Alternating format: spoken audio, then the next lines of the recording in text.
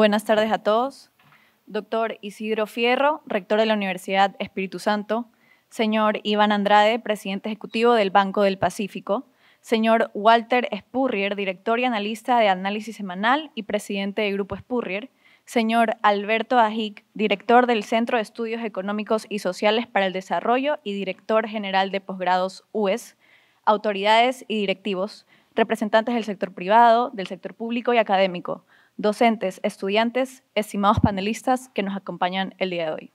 Señoras y señores, buenas tardes. A nombre de la Universidad de Espíritu Santo, les damos la bienvenida a esta conferencia Sistema Bancario en el Ecuador. Este evento contará con la participación de destacados referentes del sector financiero. Al finalizar sus intervenciones, habrá un espacio de preguntas hacia los ponentes. A continuación, iniciamos la agenda prevista. Para dar la bienvenida, invitamos al señor Isidro Fierro, rector de la Universidad Espíritu Santo.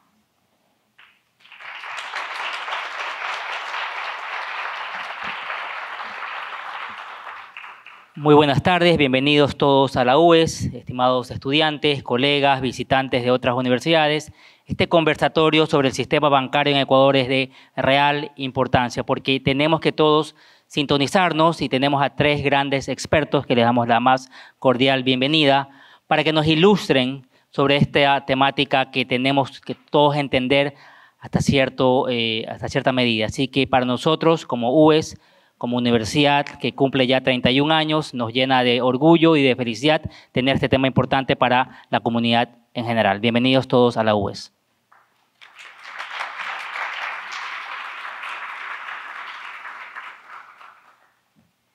Muchas gracias, señor rector.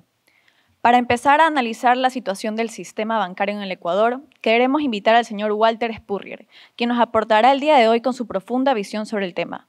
Walter Spurrier es máster de Ciencias Políticas en la Universidad de California en Los Ángeles, director del Informe Económico y Político Análisis Semanal y presidente del Grupo Spurrier. Es editorialista del diario El Universo, asesor y conferencista en temas económicos y políticos de realidad ecuatoriana. Es asesor de la Cámara de Industrias y actualmente miembro del Consejo de Regentes de la Universidad Casagrande de Guayaquil. Adelante, por favor.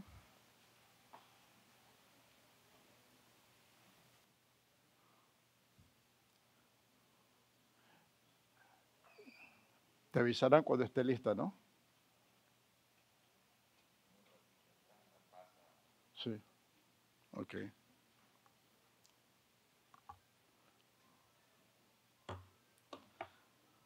Sí, porque darles una conferencia sin ponerles cifras, gráficos sobre el sistema bancario no vale la pena, ¿no? Hay que ilustrar, dar la información y ya estamos listos.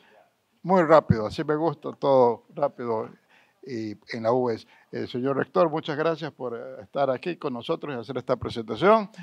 A todas las autoridades de la universidad, a mis amigos Iván y Alberto.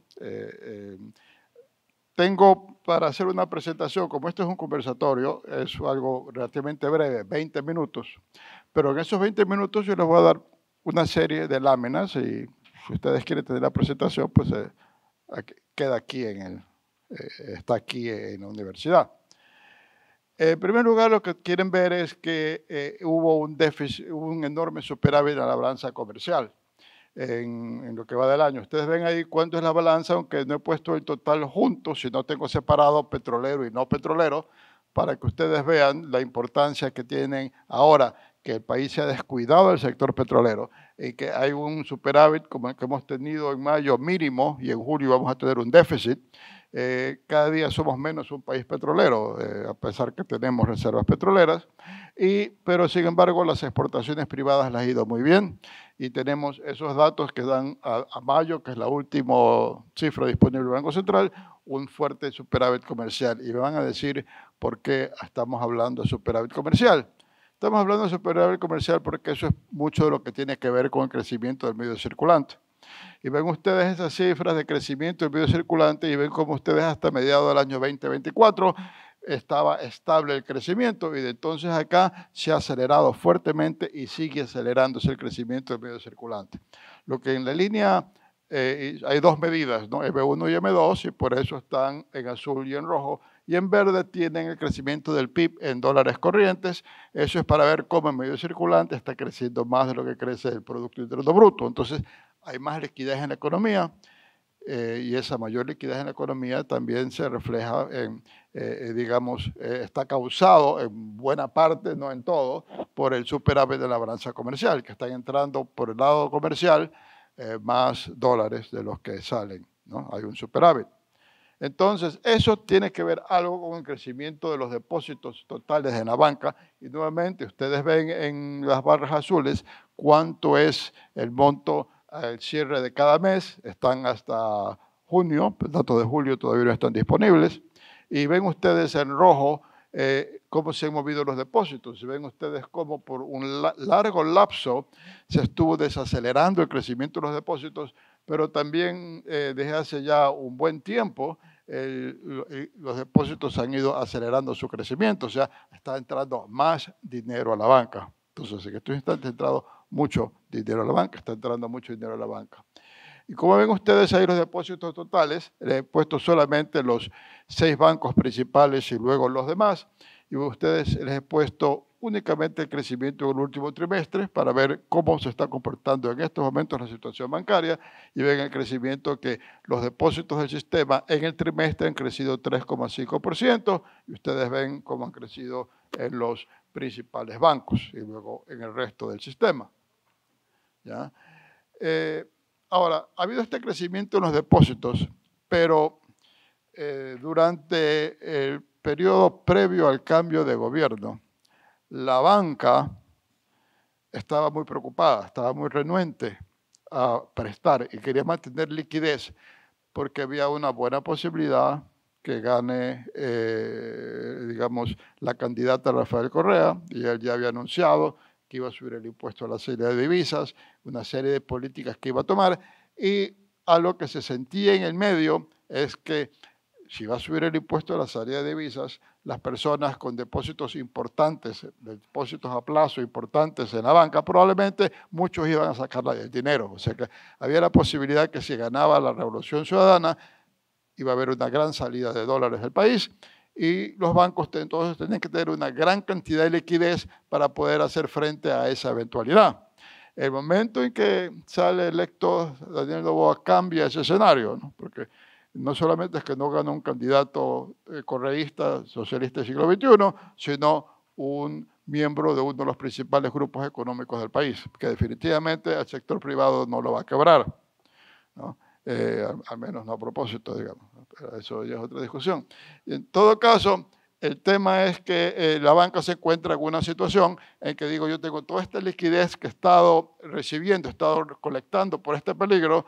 El momento en que ya no hay ese peligro, me encuentro que estoy pagando interés por depósitos por dinero que tengo guardado o depositado en papeles de Estados Unidos, del Tesoro americano, que prácticamente no rinden nada.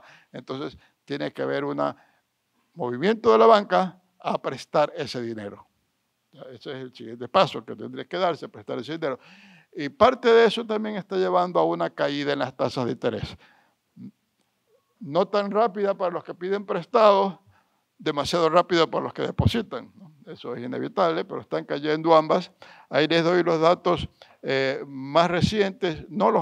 Lamentablemente no son los más recientes. Esas son las tasas referenciales. Ese julio ya hay un mes más, pero lo que sucede es que ese dato salió al cierre de la tarde, entonces no al hoy día, por ser 31. Entonces yo pude poner eso, pero la tasa activa referencial, o sea, que tiene que ver con la tasa para el crédito corporativo, ha bajado de 8,50 a 8,17.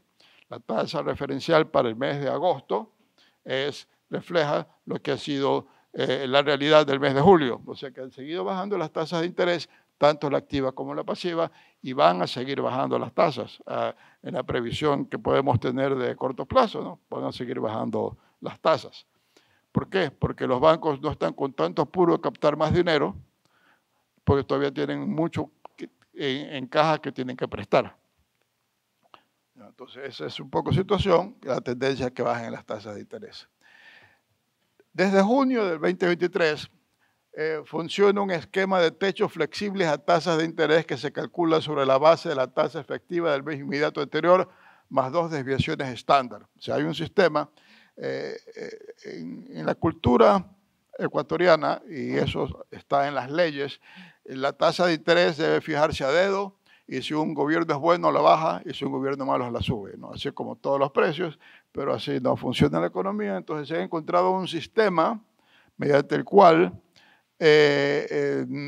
se trata de que los límites que se ponen en las tasas de interés de alguna manera no vayan en contra de las tendencias del mercado. O sea, no se les están dejando que fluctúen de acuerdo al mercado, pero por lo menos se está tratando de aproximar el control al mercado. Entonces, ese es un nuevo sistema que hay, que es mejor que el que existía hasta hace relativamente poco tiempo, en que se ponían unas tasas muy fijas y por lo tanto había sectores de la economía que no tenían acceso a crédito, porque los bancos decían que es demasiado riesgoso para el tope de la tasa de interés que tengo, ¿ya? Ricardo Hausmann, que es profesor de economía de Harvard y director del Growth Lab, en una visita reciente a Quito. Hausmann es venezolano y él tuvo que ver con la dolarización. Él fue asesor de Mawat. Dice, Ecuador tiene una regulación bancaria muy inspirada en el socialismo del siglo XXI. Como venezolano, él lo tiene top of mind, del socialismo del siglo XXI, que cree que se puede alcanzar tasas de interés bajas y alcanzar inclusión financiera por decreto, y esto es un error. O sea, también dice, entre las cosas que están mal en la economía ecuatoriana es que no se tienen tasas de interés de mercado, ¿ya?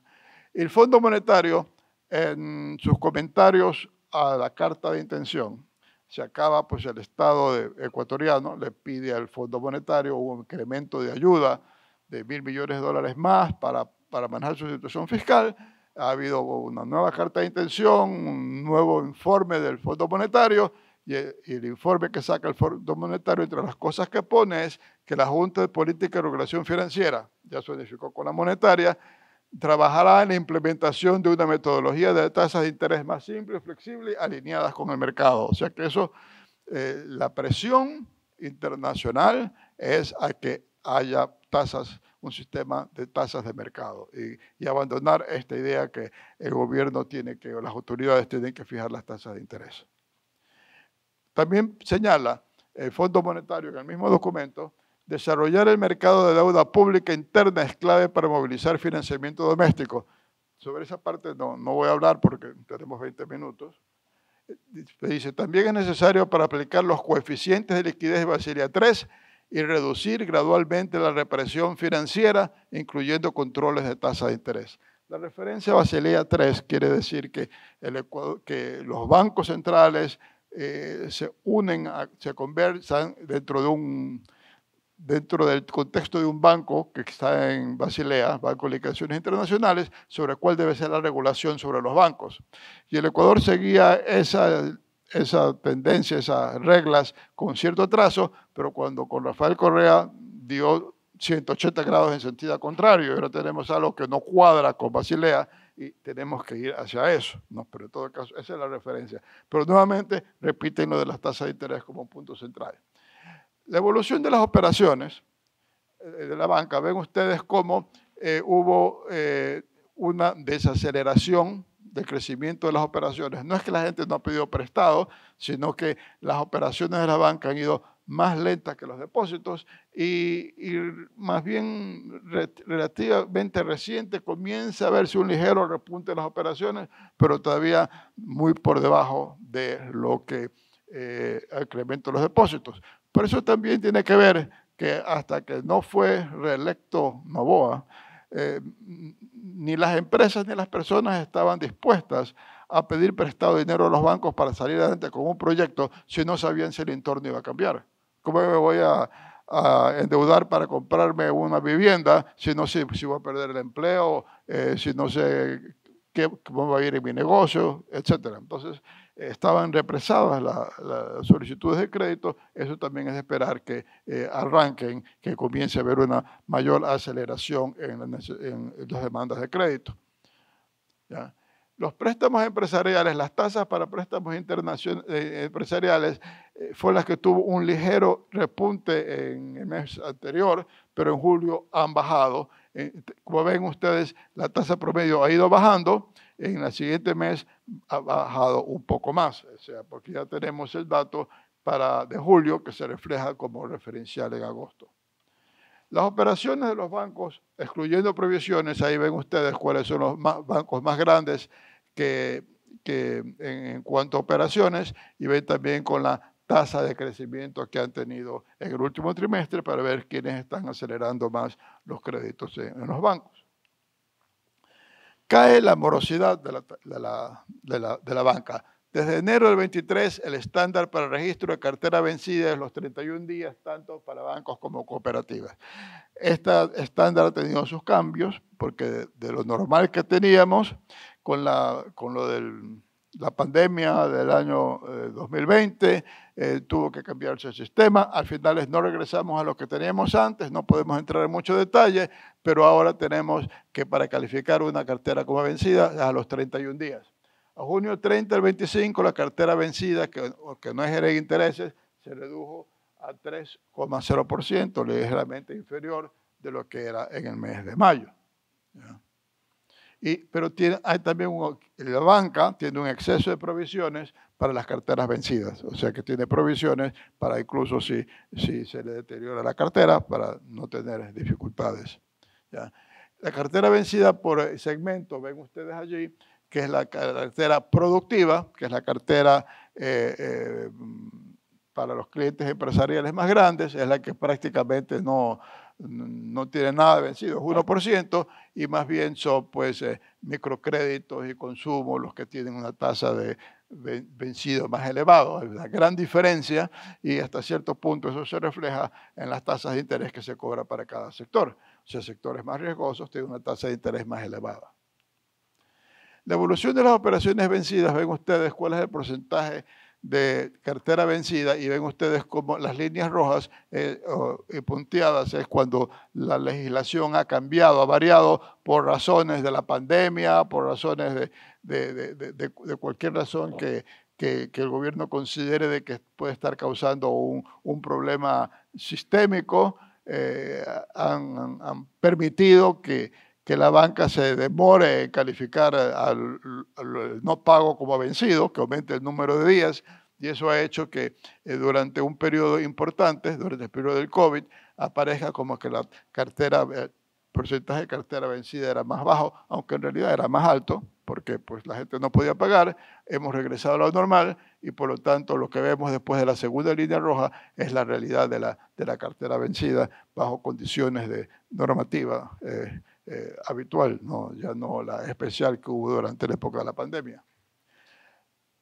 El fondo también dice, y aquí lo importante del Fondo Monetario es porque tenemos un acuerdo con ellos, en que el gobierno se compromete a ciertas cosas y el fondo señala las cosas que hay que hacer y lo que el gobierno se ha comprometido a hacer. Dice, las medidas de tolerancia regulatoria introducidas durante la crisis energética en noviembre del 2024 se extendieron en abril del 2025 debido a una recuperación débil. A futuro es importante eliminar gradualmente estas medidas por fortalecer la cultura de pagos. Entonces insiste que cualquier medida que el gobierno toma para aliviar que los que no pueden pagar sus créditos no los paguen o se demoren más tiempo en pagar, ya tiene que eliminarse. Ya tenemos que entrar a un estándar donde el que no paga, pues paga las consecuencias de no pagar su crédito y por lo tanto eso va a permitir que la banca sea más sólida. Sube la rentabilidad de la banca.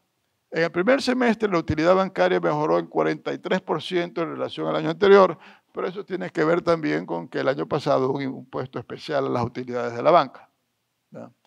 Y vemos aquí cuáles las utilidades y cuál es la rentabilidad de los bancos. Nuevamente son los 6 principales bancos que tienen marcada diferencia en tamaño con los que vienen después y están los datos para cada banco, pero por supuesto no tenemos tiempo para analizarlos uno a uno. Ahí los pueden ver y fijarse ustedes rápidamente en los bancos que más les interesa. En venta. Existen algunos bancos pequeños que requieren una inyección de capital para su fortalecimiento. una salida atractiva es la adquisición por parte de inversionistas internacionales o locales. O sea, los bancos grandes, esos que yo menciono, todos tienen estupendos balances, gran parte de los demás bancos también, pero hay algunos muy pequeños que han estado en problemas, incluso ha habido algunos que han tenido que cerrar, y lo ideal sería que algunos bancos que estén descapitalizados, que los compren grupos que estén en posibilidad de capitalizarlos. Y parte sería interesante que sea inversión internacional. Sin embargo, la Constitución limita la inversión en banca al prohibir que la banca pueda poseer participación en otras actividades productivas. Esto implica que solamente quien tiene inversiones en banca podrá realizar la adquisición de otro banco en el Ecuador, limitando significativamente sus posibilidades.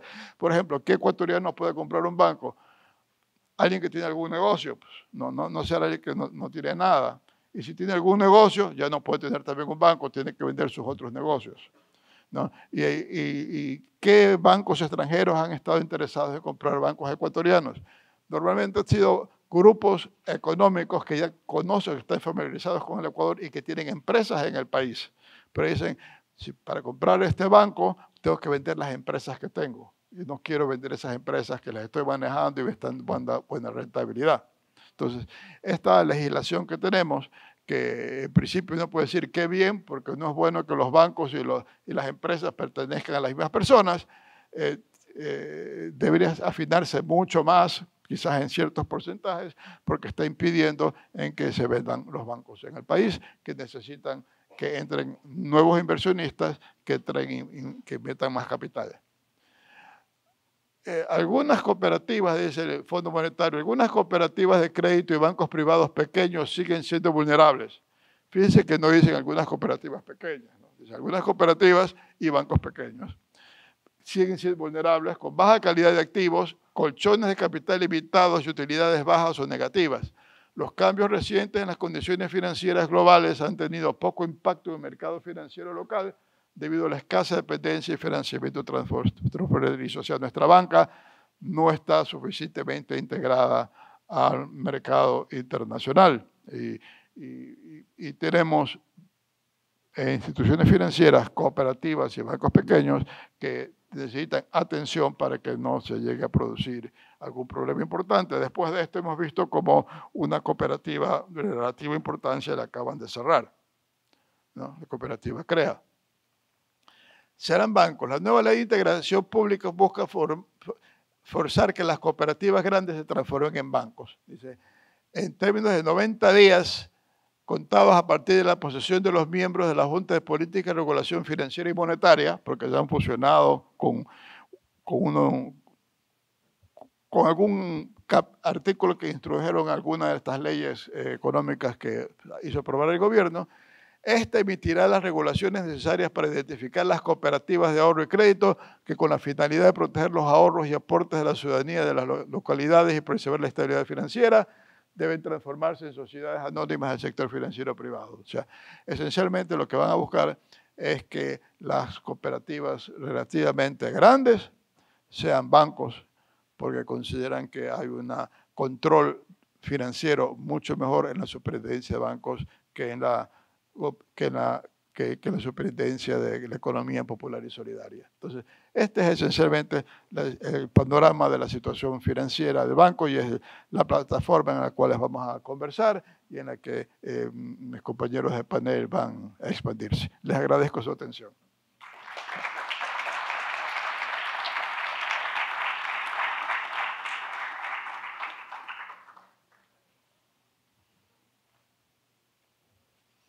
Muchísimas gracias por su intervención. A continuación, queremos dar paso al economista Alberto Ajic, quien además de ser el director general de posgrados UES y director del Centro de Estudios Económicos y Sociales para el Desarrollo de la Universidad de Espíritu Santo, es ex vicepresidente de la República y ex ministro de Economía del Ecuador. Hoy nos aportará con su intervención sobre el sistema bancario en el país. Adelante, por favor.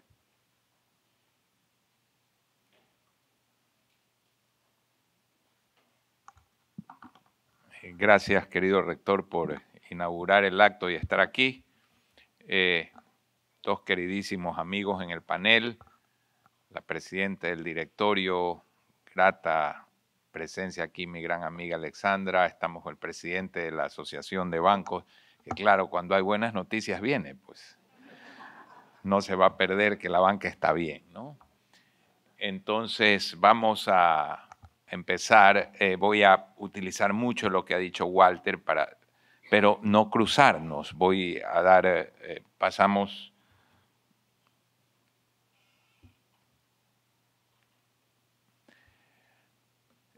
quiero comenzar con este...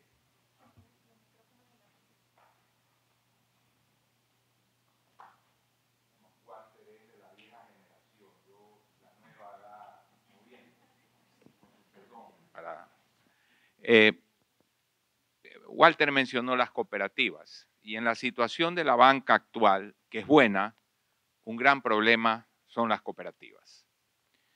Las cooperativas en el Ecuador fueron estimuladas por un odio a la banca, odio que era evidente. Entonces se pasó toda una legislación y un conjunto de regulaciones que eran totalmente laxas y que permitían a las cooperativas competir muy deslealmente con la banca. Entonces, si nosotros vemos el crecimiento de las cooperativas, mientras en el 21 los bancos crecieron 8%, las cooperativas 26%. Eso es inexplicable, eso es inaceptable, ¿verdad? 9% el 20, 14% las cooperativas. Cuando viene la crisis, pues, de la pandemia, van igual, luego vuelven a dispararse 18 frente a 7, 2,5 veces el crecimiento de la banca.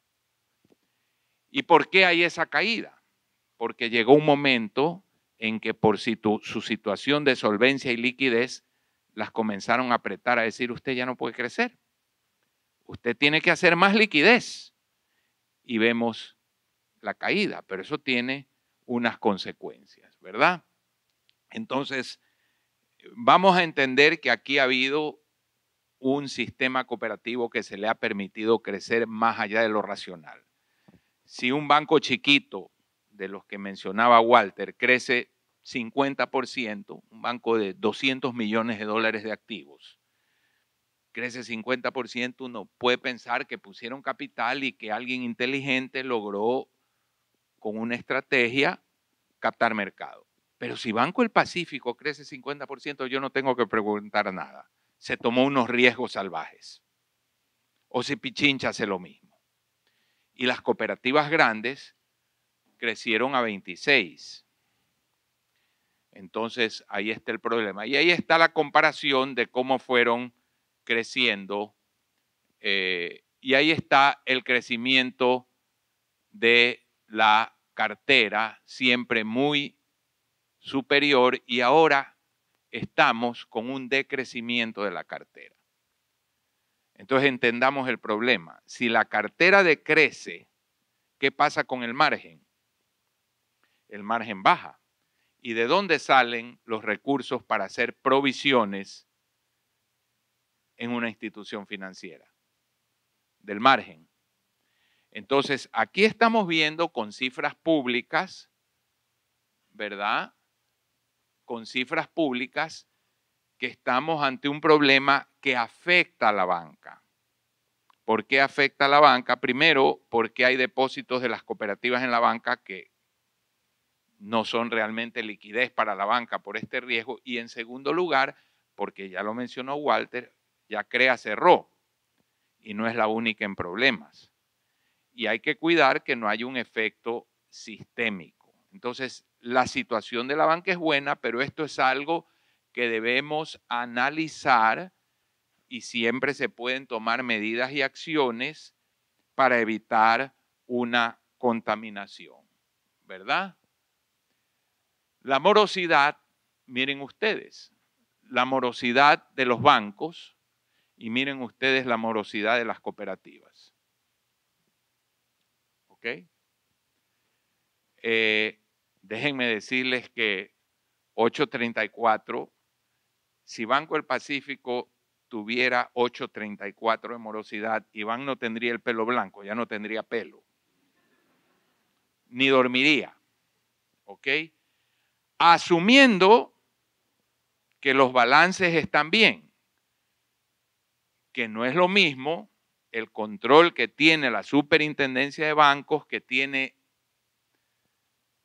casi un siglo de controlar, con el control de la Superintendencia de Economía Popular y Solidaria, creada hace 15 años, y que controla cooperativas, que son miles en el Ecuador, y dentro de eso las cooperativas financieras. No hay el expertise para controlar, y tengo información fidedigna, cierta, que no han hecho investigación de campo en 3 años. No han ido a las cooperativas realmente a chequearlas, de verdad y a fondo. Entonces aquí tenemos algo que nos lleva a que la política pública debe prever y tomar acciones para tratar de corregir esta situación y que el gran comportamiento de la banca no se vea perjudicado, ¿verdad? Pero ¿qué es lo que nos da optimismo? Que en la banca sí se ve manejo. Y tengo este ejemplo que es interesante, ¿verdad? Los activos líquidos sobre el total de activos han bajado y los fondos disponibles sobre el total de activos han bajado. Entonces, uno diría, los bancos no están líquidos. A propósito, un banco no está líquido cuando tiene muchos depósitos. La gente dice, los bancos están cargados de liquidez. ¿Por qué hay hartos depósitos? Bueno, si un banco tiene $1.000 millones de depósitos y 800 millones de dólares del activo son edificios, no está líquido. Y si aumentan 200 millones de dólares los depósitos, dice, qué bárbaro la liquidez. Tampoco está líquido porque tienen activos fijos la plata. Liquidez en un banco es cuánto tengo de activos realmente líquidos para enfrentar retiros. Eso es realmente liquidez. Y uno ve que a pesar que los activos líquidos han disminuido, los fondos disponibles sobre el total de activos no lo han hecho, y los activos líquidos sobre el total de activos, miren, tampoco han bajado. ¿Por qué a pesar de la baja se mantiene el porcentaje? Porque la banca ha hecho manejo. Como la subida de tasas de interés produjo una migración de depósitos a plazo y depósitos a la vista de cuentas corrientes hacia certificados de depósito, la banca entendió que necesita menos activos líquidos porque los depósitos están menos volátiles. Ahí hay manejo, entonces reduce y busca otras opciones en el activo. Hay manejo. Y esto nos da confianza de que, a diferencia del año 99, la banca está bien manejada. La banca está prudente. Hace cosas para no equivocarse.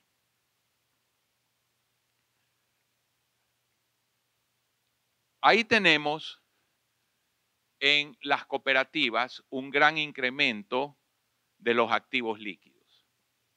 ¿A qué se debe ese gran incremento de los activos líquidos desde el año 23-24? A que ya, ante la evidencia de sus problemas, apretan a las cooperativas. Y por eso, ¿qué es lo que cayó? La cartera. Porque les han dicho, usted no puede crecer más en crédito, esto es una locura. Tiene que hacer liquidez para enfrentar los problemas que se le van a venir, ¿verdad? Dentro de las barbaridades de la legislación de cooperativas, ¿verdad? ¿Qué pasaría si Alexandra convence a Iván de que yo quiero ser accionista del Banco del Pacífico y que me dé un crédito? Lo convence y me da un crédito Iván y yo compro acciones del Banco del Pacífico. ¿Qué pasaría? Nos vamos a la cárcel. Se llama piramidación. Les pregunto a ustedes, ¿cómo se forma el patrimonio de las cooperativas? ¿Alguien me lo puede decir? ¿El aporte de los socios de dónde viene? Cada vez que hacen a alguien un préstamo, ¿qué pasa? Una parte va, o sea, lo que es un delito en la banca, es la ley en las cooperativas. Así de absurdo se montó este sistema, que es el que nos está presentando este problema en el Ecuador. Ahora vamos a ver las provisiones, ¿verdad? Y vamos a comparar. La banca ecuatoriana es la más provisionada de Latinoamérica. Y no lo estoy exagerando. Y ustedes se preguntan, bueno, ¿por qué? Unos dicen por cuestión impositiva. No, eso ya no sirve.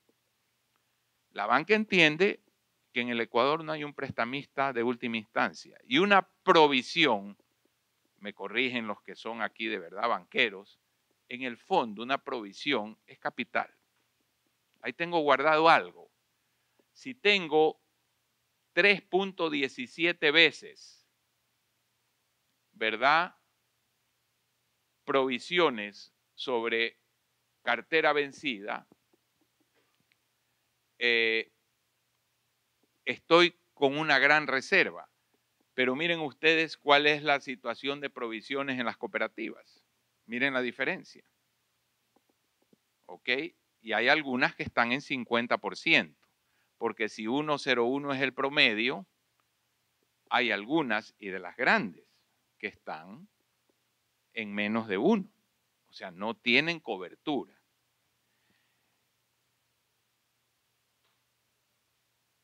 Ahora vamos al problema de tasas de interés. Sí, Walter explicaba un poco que hay un sistema medio flexible ahora, pero es un sistema medio flexible que no funciona. 2 desviaciones estándar, la tasa que se da más 2 desviaciones estándar, las desviaciones estándar son muy pequeñas, pero de todas maneras respecto a una tasa que está fijada.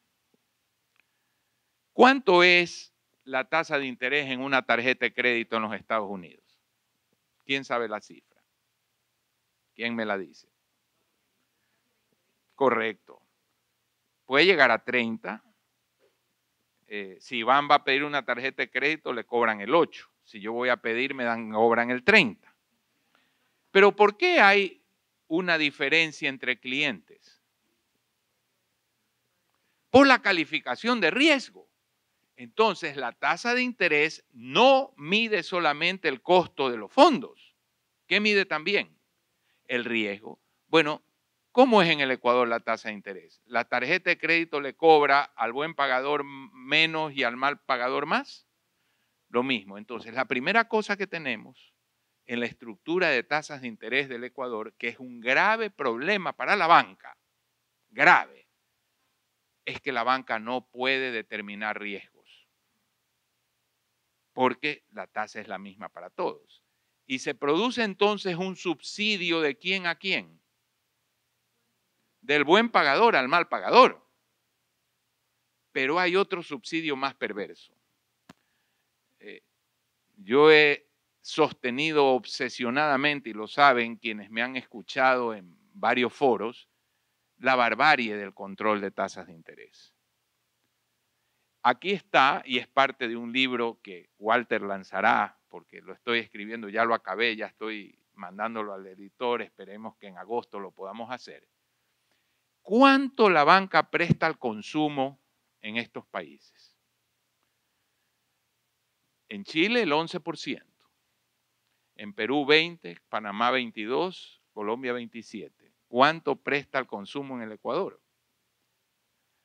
Es decir, la banca en el Ecuador contribuye a la formación bruta de capital más o menos que el promedio de los otros países, mucho menos. Con lo cual, al ser la tasa corporativa mucho más alta de lo que debe ser, porque en los Estados Unidos la tasa de una tarjeta de crédito es 25, en Panamá, que lo conozco muy bien ese país, esa dolarización la conozco de memoria, la tasa es 23, 24, 25, depende del cliente. Y la tasa corporativa es 6, 5. O sea, estamos hablando de 4 o 5 veces, como en los Estados Unidos, en Europa es igual. Entonces, el crédito corporativo subsidia al crédito de consumo. Y por lo tanto, las empresas que son las que forman capital, crean empleo, generan riqueza, subsidian a los malos pagadores de las tarjetas de crédito. Esa es la realidad de nuestro sistema. Y toda la bonanza de divisas que tuvimos en la época dorada del boom de las materias primas, se utilizó en formación bruta de capital, en más bodegas, no, en televisores, automóviles, en crédito de consumo. Y esto en las cooperativas es peor. Por estas son cifras de la banca, porque supuestos créditos productivos son realmente créditos de consumo, que están disfrazados. Entonces, el problema de tasas es grave y tenemos que empujar. En el lenguaje del fondo diplomático dice que hay que empujar a que sean libres. Habrá que hacer una transición para que los créditos de tarjetas tengan un periodo, pero los nuevos estén a la tasa libre. Entonces subiría mucho la tasa de consumo, bajaría la corporativa, donde hay menos riesgos. Y la economía empezaría a generar créditos racionales. Esta cifra es demoledora para el Ecuador, porque demuestra que el sistema crediticio se va a lo que se importa: electrodomésticos, televisores, teléfonos celulares, automóviles. No se va a formación bruta de capital.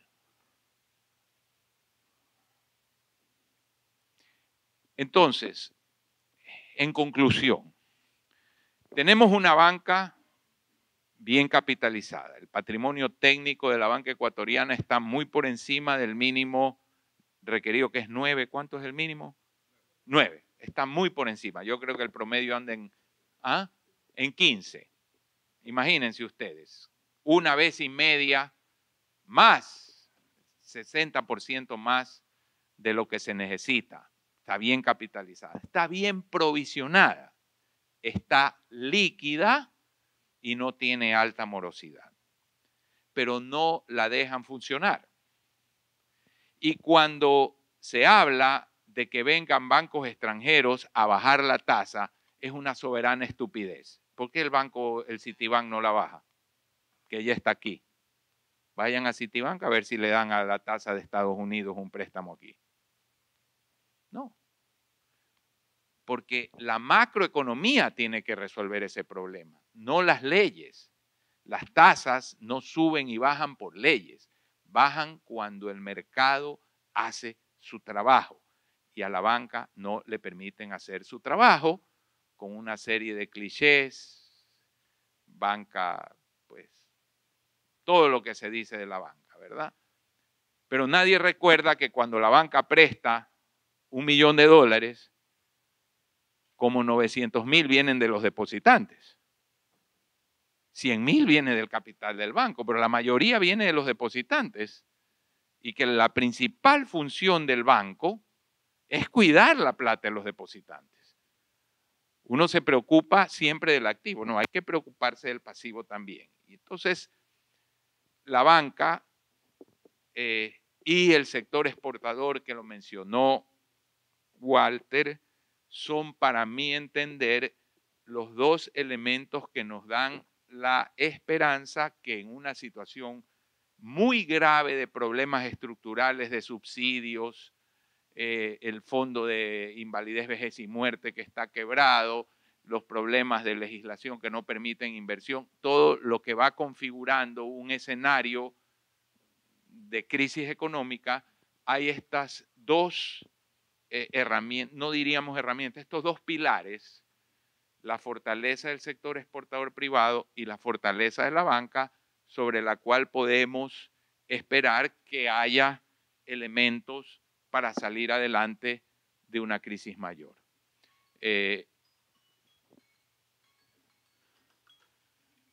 Prueba de que acabé exactamente en los 20 minutos. Gracias.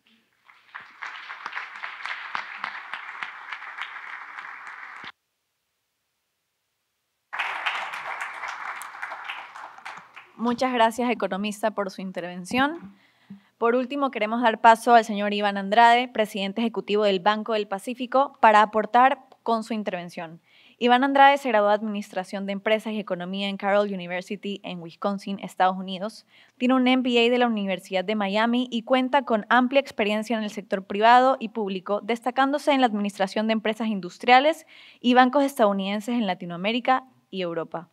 Ha ocupado posiciones ejecutivas de alto nivel en multinacionales y en el gobierno del Ecuador, incluyendo el rol de ministro de Finanzas, y fue presidente de la Corporación Financiera Nacional. Adelante, por favor. Muchas gracias. Nada más conectamos esto, por favor. Lo difícil de hablar después de que hablan autoridades como las que acaban de hablar es de que, pues entonces, ¿qué más decimos?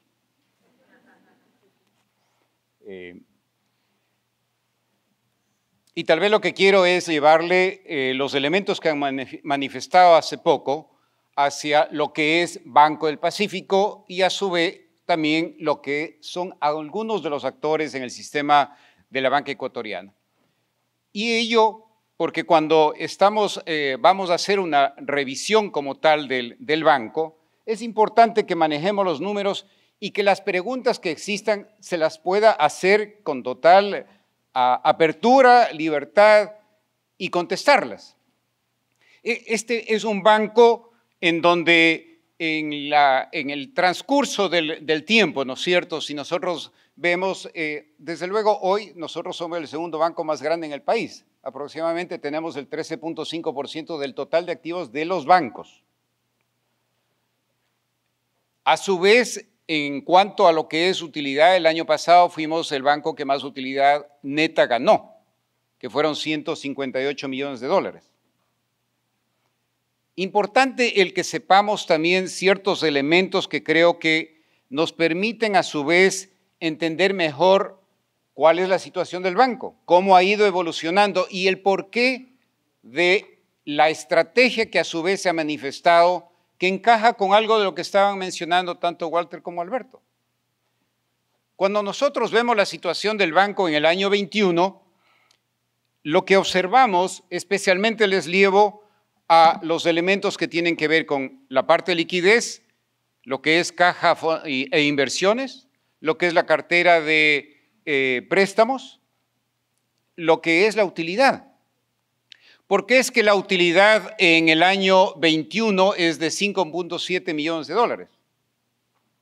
Y la razón específica es porque lo primero que se hizo en ese año fue el crear provisiones extraordinarias para cubrir lo que no se había venido haciendo, que eran provisiones para la cartera verdaderamente morosa. Y aquí uno de los puntos que se hacía, no es solo el número que se da, sino que si es que el número que está puesto verdaderamente refleja la realidad. Y cuando uno se hace un examen, tiene que uno en el banco, en un banco, se está manejando el dinero de los depositantes, tiene que hacerse las provisiones necesarias, tiene que transparentarse el manejo de una institución bancaria o de una cooperativa. Es dinero de los depositantes. Entonces, lo primero que se hace es provisiones extraordinarias en ese año 21 y por eso la utilidad fue nada más de 5.7 millones.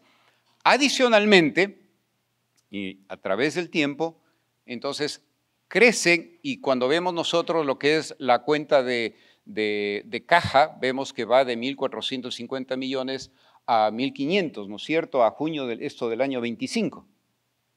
Pero a su vez, la de inversiones va de 1.000 millones a 1.800 millones. Cuando nosotros vemos números, es importante también digerir no solo aquello que lo mencionaron en cuanto a cuál es la liquidez que tenemos, sino de quién es particularmente, y ahí tenemos que ver a la parte de los pasivos.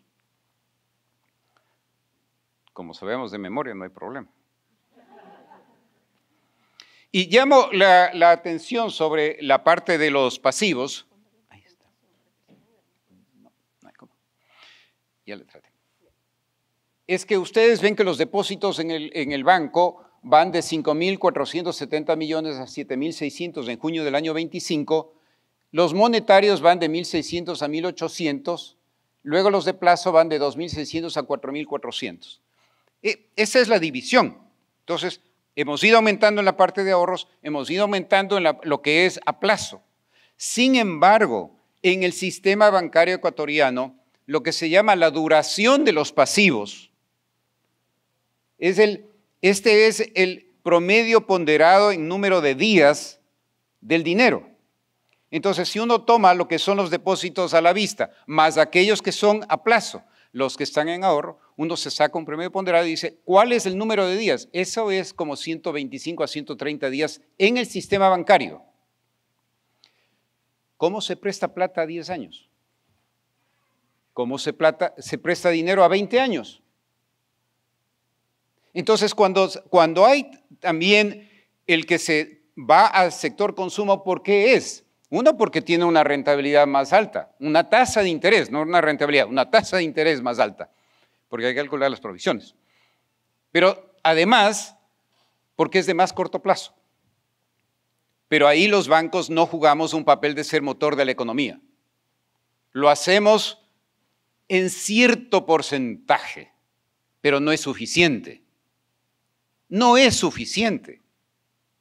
Y para verlo esto en función de lo que es el sistema bancario, que ya les voy a enseñar unos números nada más, pero en el caso nuestro, ustedes ven obligaciones financieras, 485 millones en el 21 y 387 millones en junio del 20.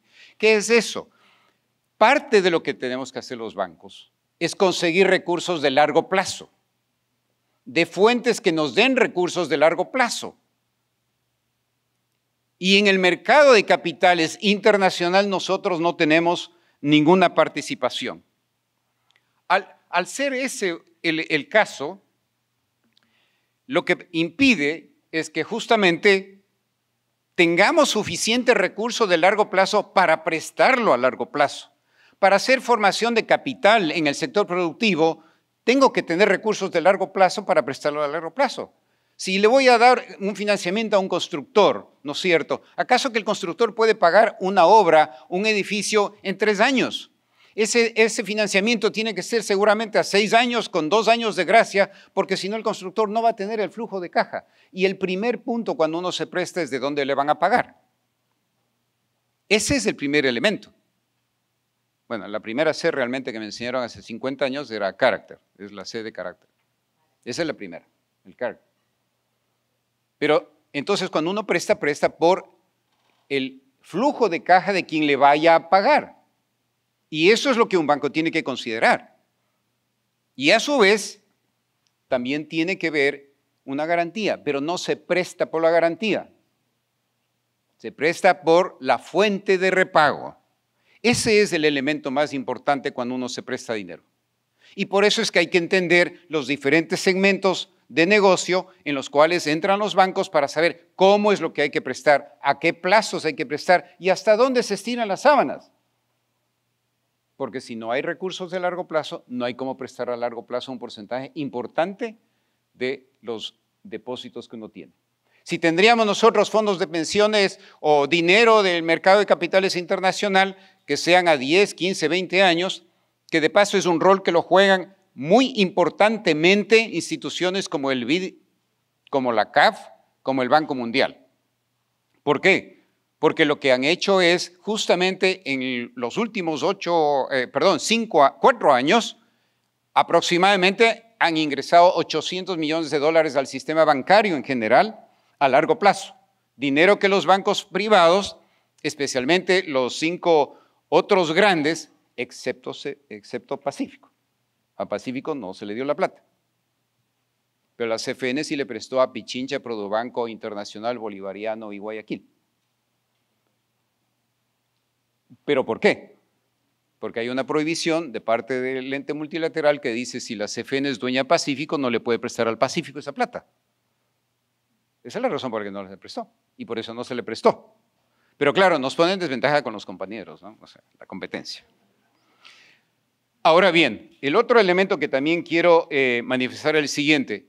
Banco de Pacífico, ¿Cuánto creen que es la cantidad de depósitos del sector público en el Banco del Pacífico? ¿Alguna aventura, algún número? Bueno, los jóvenes que saben,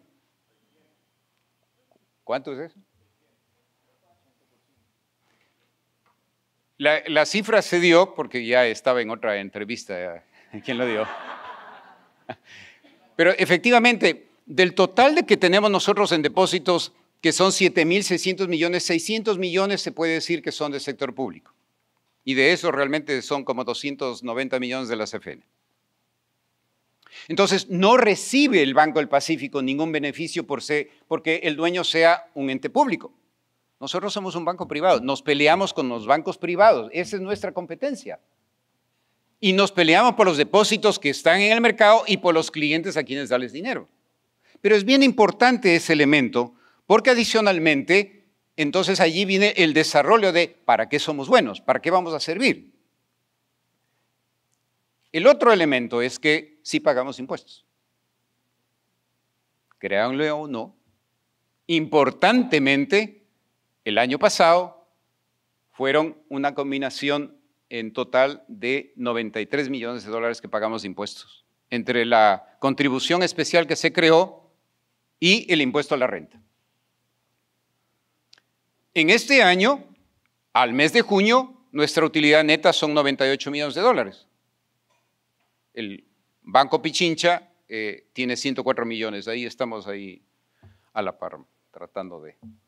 Pero no es solo el número, sino qué es lo que se va a hacer con ello.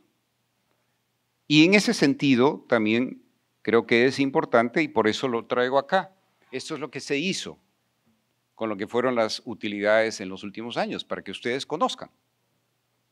El banco lo que hizo en este año con las utilidades del 24 fue en algo similar a lo anterior, en el sentido de que se utilizó para reservas, en este caso genéricas, 80 millones, se capitalizó 12, reserva legal 15.8, pero además le entregamos 50 millones de dólares de dividendo a la CFN, que es el dueño. Y esto es lo que se hace con ese dinero. En los años anteriores no se repartió dividendos, se utilizó la mayor cantidad, digamos toda la cantidad mayor, para lo que es provisiones extraordinarias.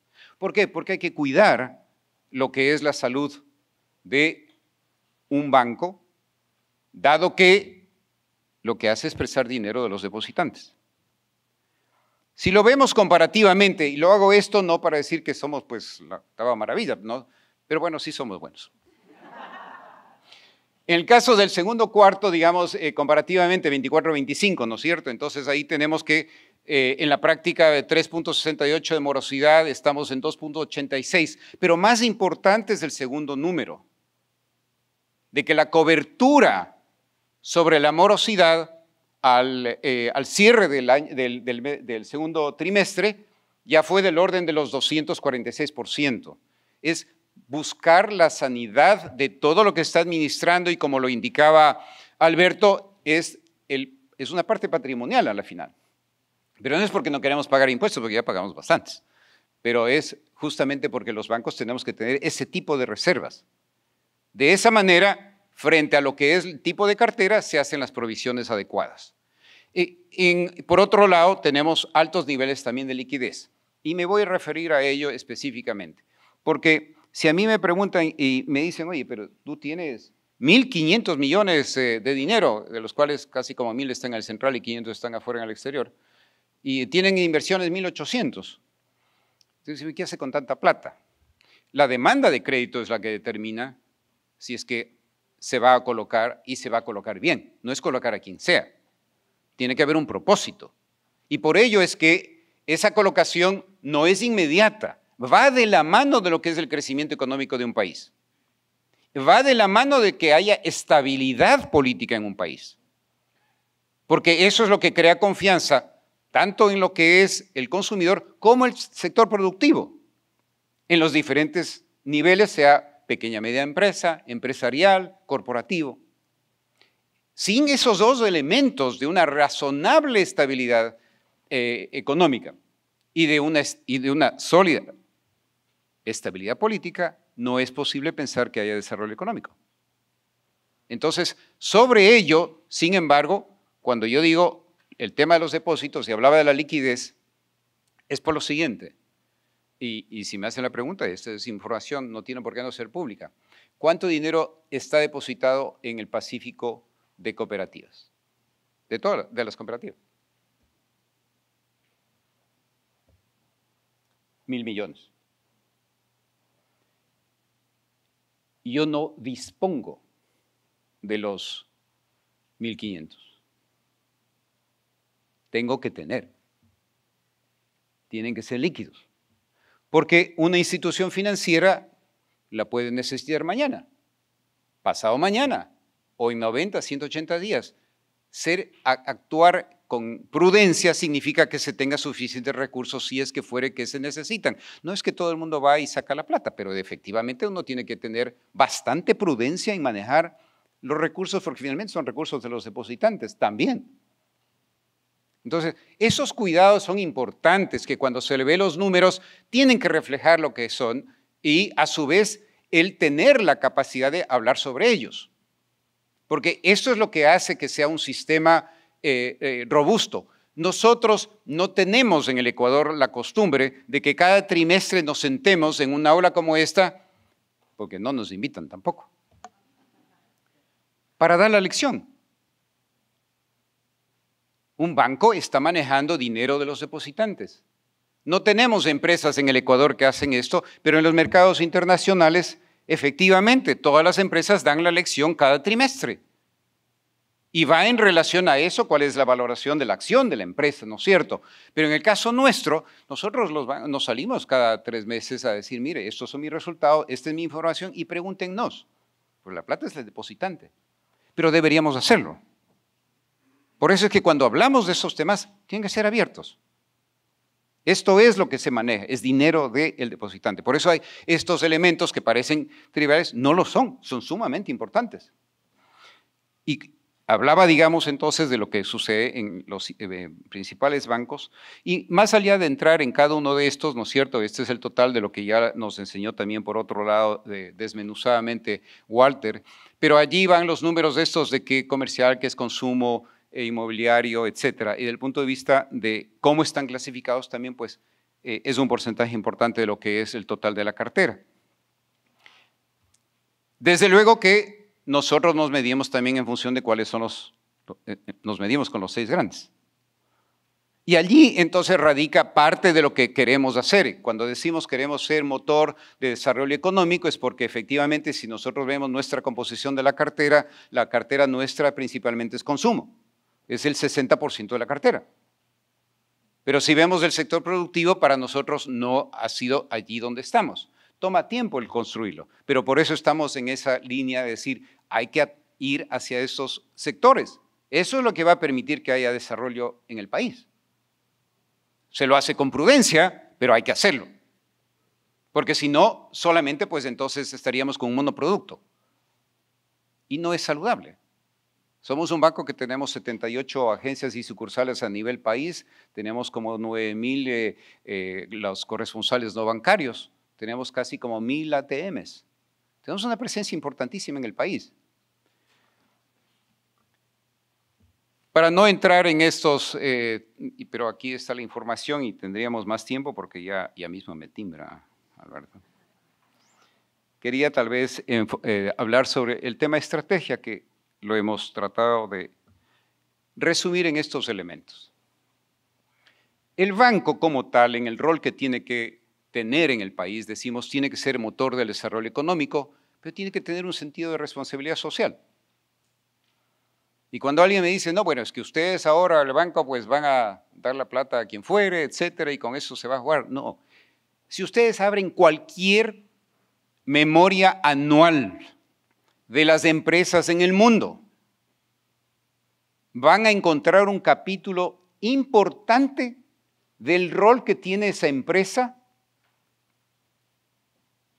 como responsable social del medio en el cual se están funcionando. Y no es una declaración de amor. Es una declaración que lleva acciones concretas para tener un rol importante como sector privado en lo que es el desarrollo social de un país. Y el concepto de responsabilidad social está metido en cada una de esas empresas, como digo, a nivel global. Cualquiera que ustedes abran, inmediatamente lo van a encontrar. Fácil de encontrar. Y compañías ecuatorianas también, que ustedes van a las memorias anuales de las compañías y van a encontrar esos capítulos ya. Bajar el impacto en lo que es el medio ambiente, el rol que uno tiene en la sociedad, en las comunidades donde uno está funcionando. Es importantísimo como tal. Otro elemento es la fortaleza siempre, estructura financiera patrimonial, que la he señalado en números, y una cultura corporativa de servicio al cliente. Un banco es industria de servicios, no es industria de dinero, es servicio. Sucede que dinero es un producto y hay que manejarlo con prudencia y hay que manejarlo con cuidado, mesura, hay que manejar la liquidez. Pero desde el punto de vista práctico, ¿dónde nos diferenciaremos? En el servicio que demos. Porque si no, el commodity es igual para todos. Y precio no hace la diferencia. Y allí regreso a uno de los elementos. En el Ecuador estamos subsidiando los buenos tipos de crédito a quienes no tienen tan buen récord de crédito. Pero cuando estamos hablando que seamos nosotros un catalizador en el sistema y que empujemos tasas hacia la baja, es porque estamos conscientes también de qué es lo que está sucediendo en el mercado internacional. Y en el mercado internacional, a pesar de que el día de ayer Jeremy Powell decidió que no va a bajar la tasa de interés, tampoco lo hizo el Banco de Canadá, pero automáticamente ya se está hablando de que en septiembre seguramente baja. Entonces, no es que hay una incidencia directa, pero indudablemente el empuje es, oye, ¿por qué no baja la tasa de interés? O sea, la conversación es igual, excepto que ahí el mercado de capitales es abierto y el presidente del banco, del Federal Reserve en Estados Unidos es totalmente independiente. Entonces, por más que Trump diga que tiene que hacerse de otra manera, dice, bueno, yo veo que las cifras de inflación todavía no están claras, entonces no voy a bajar la tasa. Pero la tendencia, si vamos a estar y pensamos, vamos a tener una relativa estabilidad económica, una fuerte estabilidad política, hay que ir empujando para que verdaderamente el sector productivo comience a tener acceso a tasas mejores, pero diferenciando aquel que tiene mejor récord de crédito de aquel que tiene algún tipo de dificultad. Y no es porque no pague, sino cuando uno se analiza un balance, un estado de pérdidas y ganancias, hay diferencias. Y esas diferencias deberían marcarse en cuál es la tasa de interés que se le cobra a un cliente, sea de consumo, sea corporativo, sea empresarial. Eso tenemos que comenzar a hacer de nuestra propia siembra en los bancos. No hay por qué esperar. Yo sé que hay unos topes, etc. No hay por qué esperar. Hay que moverse. Tenemos que mover al país. Si es que existe una sanidad en el manejo, si ha habido prudencia, no es que se va a salir a regalar el dinero o a prestar a quien quiera, pero sí tengamos entonces la capacidad de comenzar a mover las tasas hacia lo que es la tendencia. Esto es un elemento importante. Entonces hemos hablado de la parte de fondeo de largo plazo, que es muy importante, y por eso me voy al otro capítulo que dice el posicionamiento internacional. Para nosotros como banco es tremendamente importante salir al mercado internacional. Y eso esperemos que sea noticia hacia finales de este año o inicios del año que viene. Tenemos que hacerlo. Es nuestra necesidad como país, es nuestra necesidad como banco. Tener acceso a recursos de largo plazo para prestarlos a largo plazo al sector productivo. Luego tenemos también elementos como la parte de infraestructura tecnológica y financiera. ¿Por qué? Porque en el mundo ustedes también ya escuchan, no solo que escuchan, sino que son parte de, ¿no es cierto? Se habla de las fintech. Y entonces nosotros, el otro día me hacían una definición de que nosotros somos como un acorazado, un portaaviones, ¿no es cierto? Y entonces para mover el portaaviones es un poco más lento de lo que se mueve pues una lancha, que sería una fintech.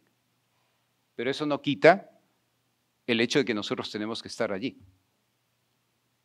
Y tenemos que hacerlo. Cuando yo leo lo que es la estrategia de los bancos en Europa, de todos los bancos, los 10 bancos más grandes de Europa, todos tienen igualito. Tenemos que participar en ese segmento. Está redactado. La estrategia de los 10 bancos más grandes en Europa.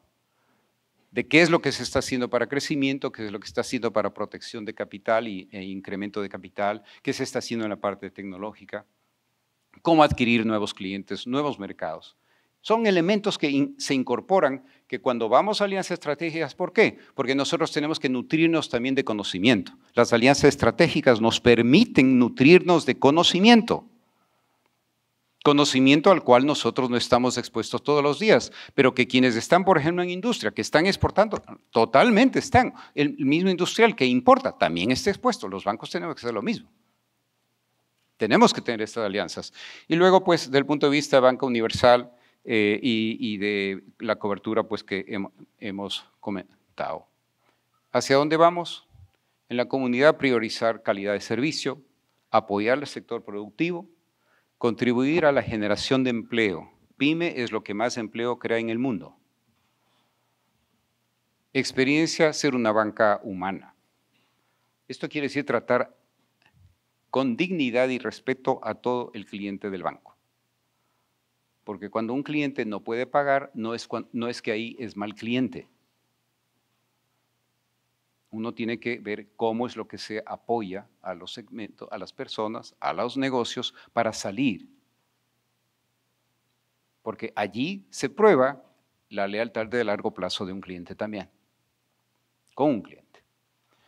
La sostenibilidad, como les he comentado, porque tenemos que fomentar prácticas sostenibles a través de financiamiento con líneas con impacto social y ambientalmente sostenibles. En eso radica entonces el cierre de la presentación. Este es, como siempre lo decimos, este es tu banco. Cada día crece más. Muchas gracias.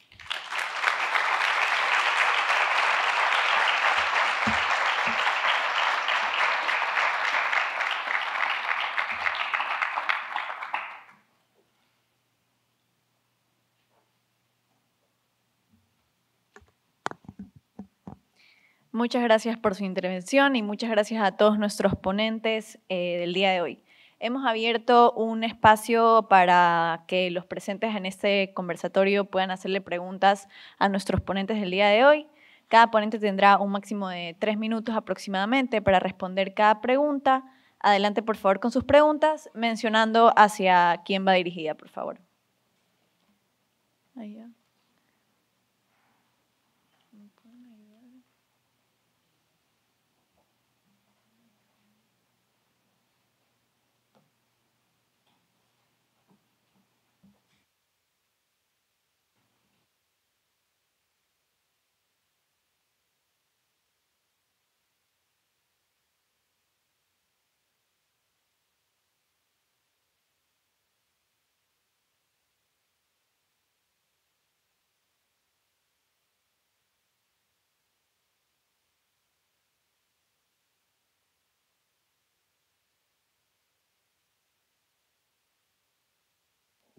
Buenas tardes, saludo cordial, Alfonso Harp, saludos a todos.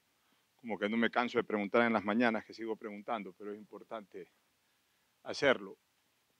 Te escuchaba, Alberto, en una parte señalar de que las tasas de interés no se bajan haciendo magia.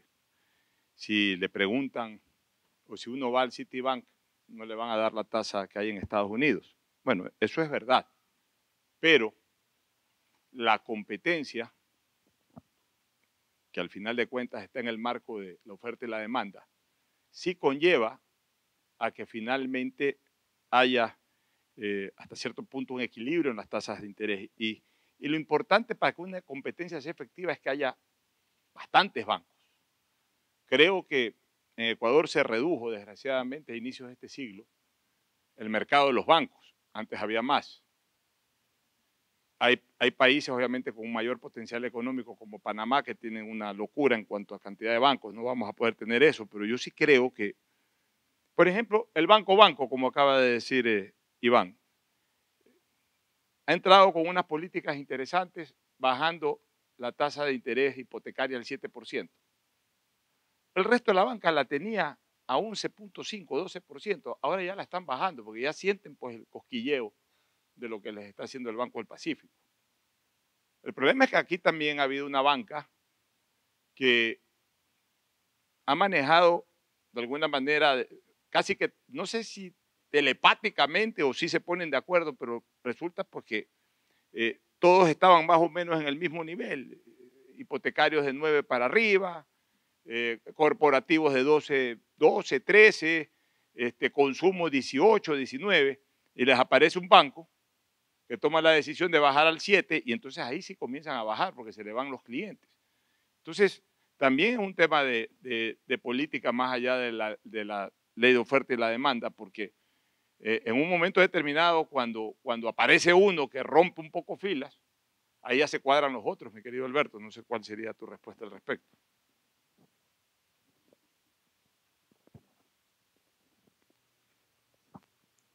Habrá que esperar y ver qué pasa en ese mercado hipotecario, si los demás siguen, ¿verdad? El Canadá tiene 7 bancos, menos que el Ecuador, y son muy competitivos. El problema no está en el número de bancos. El problema está en que no hay competencia el momento en que las tasas no las fija el mercado. En Panamá no hay ningún control de tasas, Pocho. Son totalmente libres. El Ecuador es un país dolarizado que tiene 2 anatemas. El uno, que a los bancos se les obligó a traer, a poner sus recursos de afuera en el Banco Central, con el argumento de que eso debería servir para el desarrollo nacional, que esos dólares vinieron al Ecuador. No, pues lo único que pasó es que Banco del Pacífico, que tenía su plata en el Morgan, el Banco Central le dijo, póngalo en mi cuenta del Citibank, y afuera mismo se quedó. Pues, ¿acaso el Banco Central la reserva la tiene aquí, depositada en el Banco del Pacífico? No, la tiene afuera. Entonces, ese es el primer gran pecado. Y el segundo, el control de tasas. Y el tercero, el impuesto de salida de divisas. Esas cosas son incompatibles con una dolarización. Entonces tenemos que entender que para que haya competencia hay que dejar libertad. Yo le pregunto aquí, pues, a cualquier persona, ¿quién tiene cuenta en el Banco del Pacífico aquí? Ok. A nuestro decano, ¿dónde preferirías, mi querido Pancho, que el Banco del Pacífico tenga su liquidez? ¿En el Banco Central del Ecuador o en el Morgan de Nueva York? Eso es dolarización, pues. Pero lo obligan a tenerlo en el central. ¿Cómo en Panamá? Ya que lo mencionaste. ¿Dónde tienen los bancos su liquidez? Afuera. No la tienen en Panamá. Por eso esa dolarización se ríe, pues. Porque tiene un flujo permanente. No hay impuesto de salida de divisas. Ahí está el meollo de la cuestión. No hay libertad. Y si no hay libertad, las cosas no funcionan, ni van a funcionar.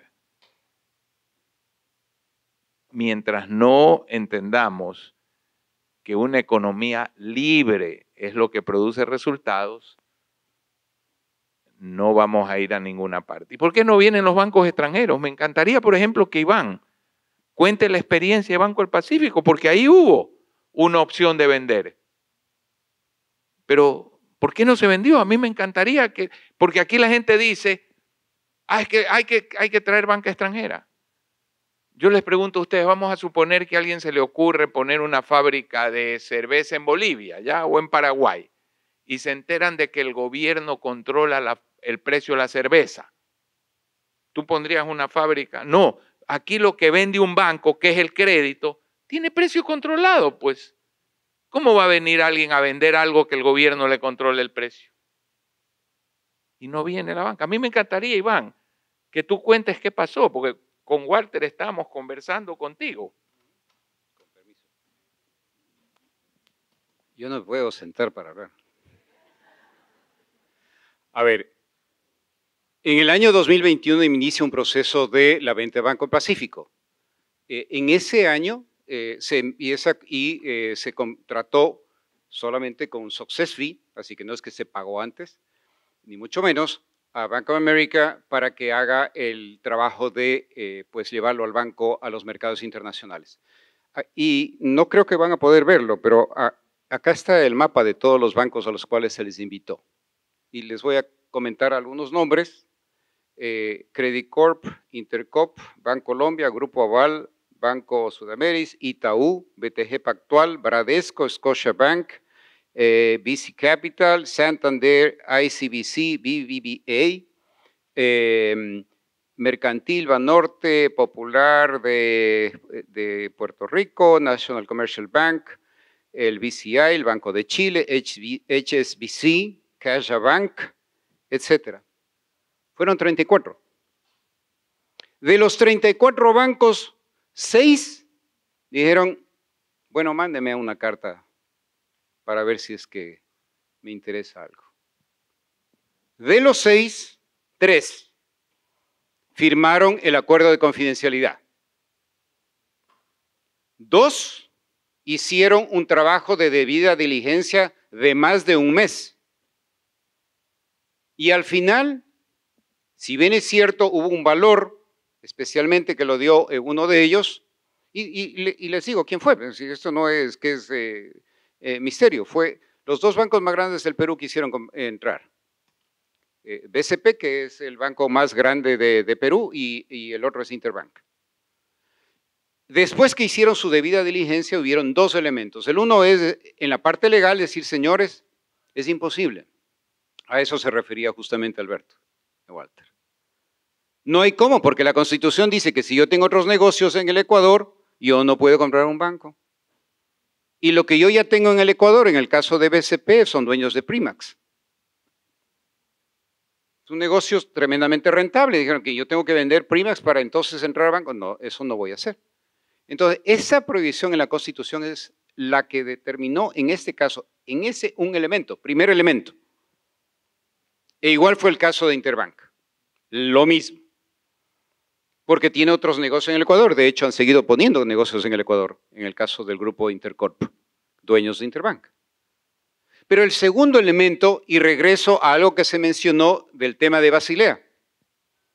¿Qué es lo que sucede? Que esos 2 bancos cotizan y tienen colocación de papeles en el mercado internacional en donde las regulaciones del sistema bancario regulador a nivel internacional son más rigurosas que en el Ecuador. Y eso lo que definía es que independiente de cuán bien esté provisionado la cartera, ya en el año 22 íbamos viendo cómo se evolucionó esto en el tiempo, dijeron, a más de yo pagarle lo que fuere que le voy a pagar, pues yo voy a tener que hacer 120 millones de dólares de provisiones adicionales. Con lo cual, a mí me cuesta lo que yo le pagaría a usted por las acciones, que no puedo porque me dice que no puedo tener los negocios, a mí me costaría 120 millones de dólares más. Con lo cual, ese era el segundo elemento. No estamos en la parte de regulación internacional.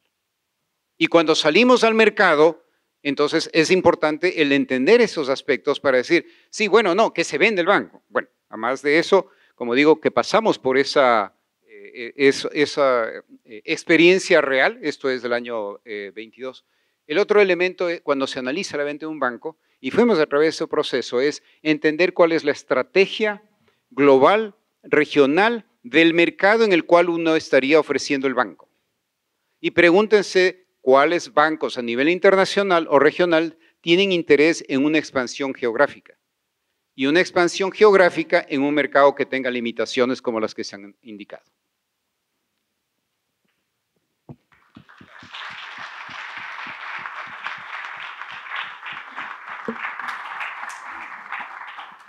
¿Alguna otra pregunta?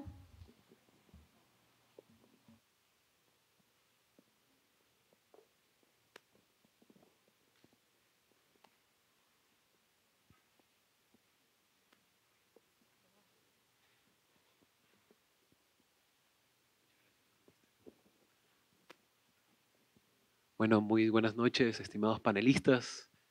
distinguidas autoridades y todos los presentes. Doctor Walter, le tengo una pregunta. Si el sistema financiero ecuatoriano ha alcanzado altos niveles de liquidez, rentabilidad, si el sistema financiero ecuatoriano ha alcanzado altos niveles de liquidez, rentabilidad y solidez institucional, ¿por qué aún se requiere que el Estado intervenga en su regulación y funcionamiento, en lugar de permitir que el mercado asigne libremente el crédito, moneda y el riesgo? Muchas gracias. En lugar de permitir que el mercado asigne libremente el crédito, moneda y riesgo.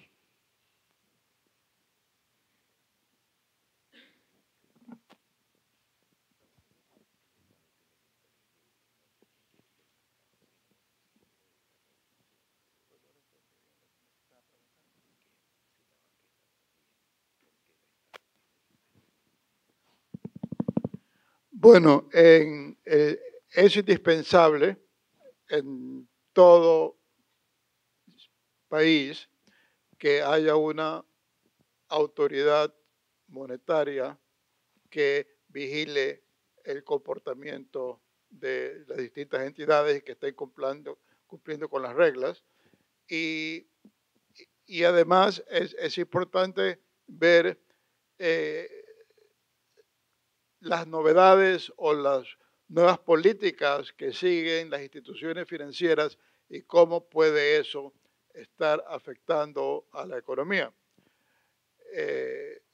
Un ejemplo, y esto más lo vemos de la economía internacional, vemos crisis como la que hubo en el año 2008 en el mundo y sobre todo en los Estados Unidos.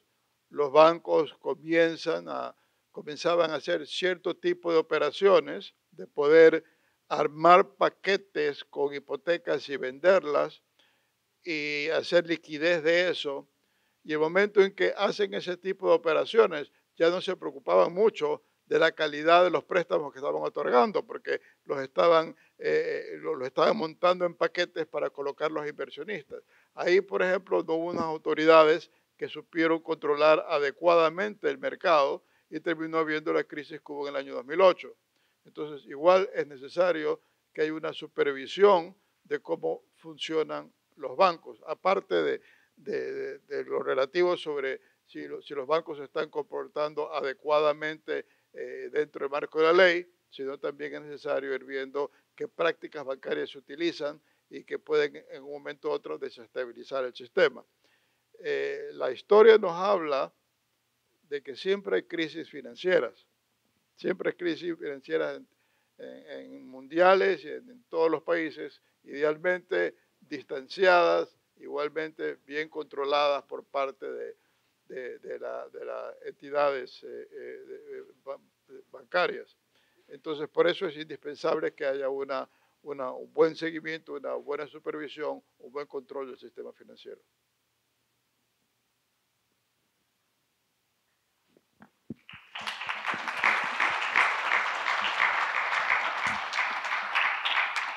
Tenemos tiempo para una pregunta más.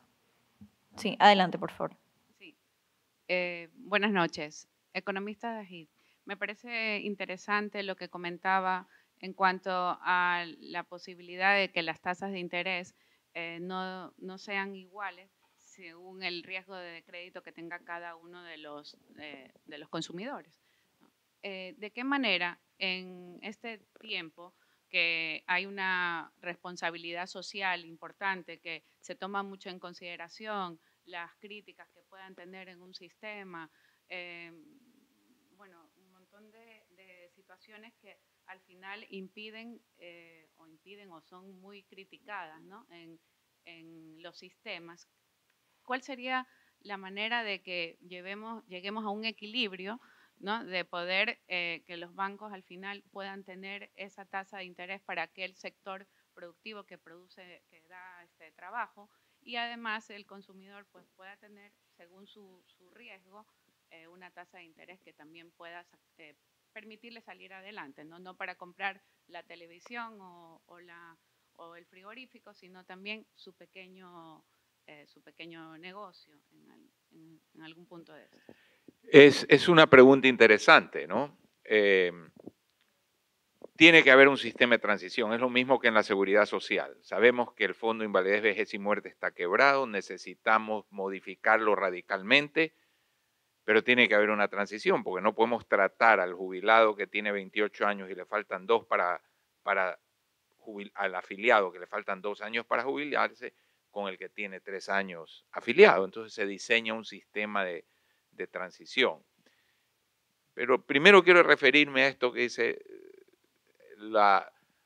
lo que se dice, lo que se habla, la conciencia social. Yo estoy convencido, es que es verdad. Y por eso es que estoy convencido de algo, de que el principal problema del Ecuador es que el Ecuador no entiende sus problemas. Porque aquí se lanzan cosas y se dicen cosas sin ningún fundamento. Ejemplo, no. Sube los combustibles, sube todo, pero nadie ve las cifras. No las ven. Cuando en el gobierno de Lenín Moreno se subió mensualmente los combustibles, hubo deflación, porque los precios no están determinados por cuánto cuestan los insumos, sino cuánta plata tiene la gente en el bolsillo. Y si yo subo los combustibles y no subo los sueldos, ¿por qué van a subir las cosas si la gente no tiene más plata para comprar? Habrá cosas que deja de comprar, los combustibles son inelásticos, o sea, no se analiza.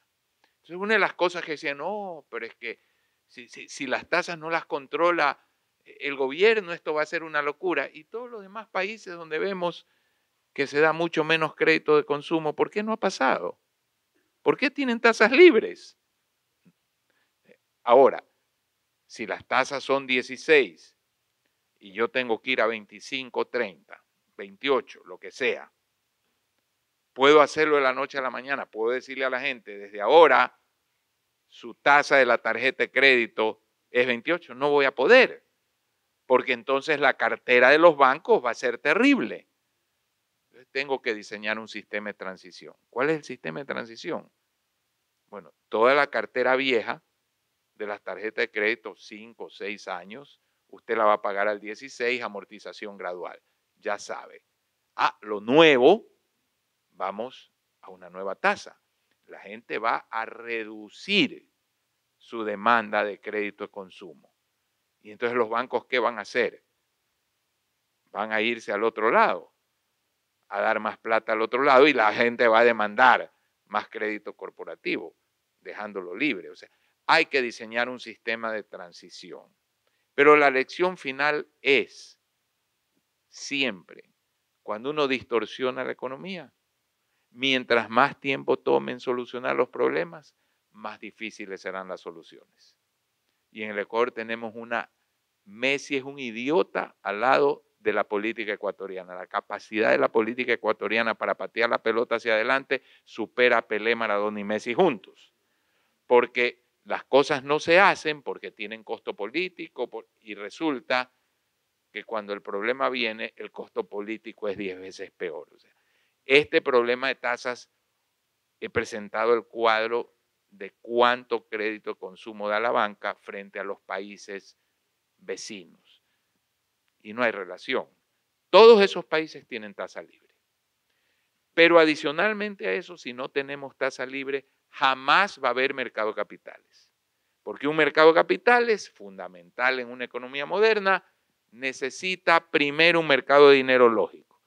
El Ecuador tiene un mercado de capitales que mueve el 10% del Producto Interno Bruto. Lo que se transa en el mercado de capitales es el 10% del Producto Interno Bruto. ¿Cuánto se transa en Chile? 320%. Y ahí viene lo que decía Iván. ¿Cómo puedo dar recursos de largo plazo? ¿De dónde salen en cualquier economía los recursos de largo plazo? De los fondos de pensiones. Y aquí no podemos tener eso porque estamos desquiciados en el sistema de pensiones. Entonces ahí vamos entendiendo el calibre de las reformas que este país necesita.